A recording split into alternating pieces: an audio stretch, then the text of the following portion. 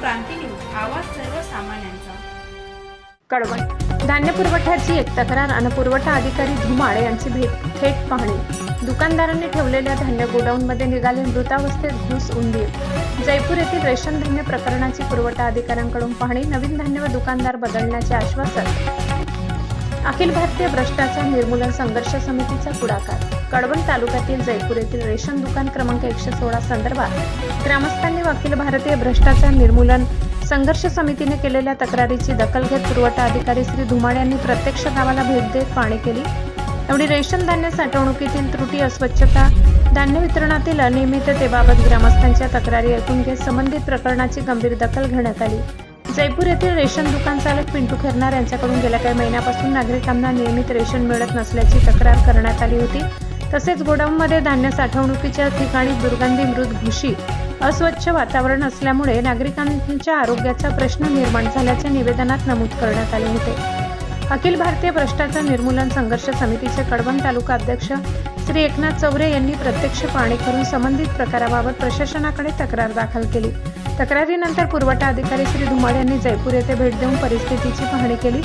यावेळी त्यांनी ग्रामस्थांशी संवाद साधत सध्या उपलब्ध असलेले धान्य येत्या 20 तारखेपर्यंत जमा करून त्याऐवजी नवीन व दर्जेदार धान्य उपलब्ध करून देण्यात येईल असे आश्वासन दिले।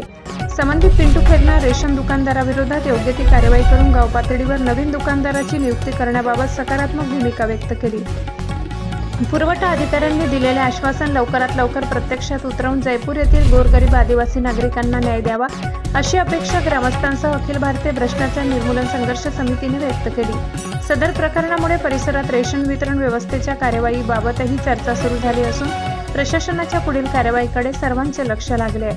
महाराष्ट्र क्रांती न्यूजसाठी वृत्त संकलन विभाग कळवण। पुरवठा अधिकारी आलेले होते आणि आपल्या भ्रष्टाचार समितीमार्फत निवेदन दिलेलं होतं की धान्याचा काळा बाजार होत आहे। तरी तर ते अधिकारी आले होते, त्यांचं म्हणणं काय झालेलं सांगाल का कोणी गावकरी मला? 20 तारखेला नवीन कोटा देणार आहेत आपल्याला, जो जुना माल आहे तो टाकून घेऊन जाणार आहे आणि नवीन फ्रेश माल देणार आहे 20 ते 22 तारखेला। यानंतर तुम्हाला त्या रेशन दुकानदाराबाबतीत काही प्रश्न वगैरे करायचे आहेत का? हे आता तो 3-3 महिन्याचं रेशन देत नाही, त्याला घेऊनही काय उपयोग नाही ना। पावत्या काढून 3-3 महिने जेव्हा रेशन देत नाही तर तो हा रेशन दुकानदार नकोच आपल्याला। याबाबत अजून गावकरी तुम्ही काही बोलणार आहेत का?